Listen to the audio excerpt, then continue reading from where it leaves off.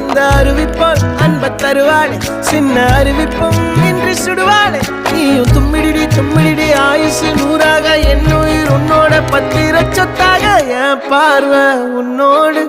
உன் பொம்மை கண்ணோடு பேசாமல் விண்ணோடு நாம் மிதந்து போவோம் காதாரா அடியாளோ நான் தாங்க மாறோடு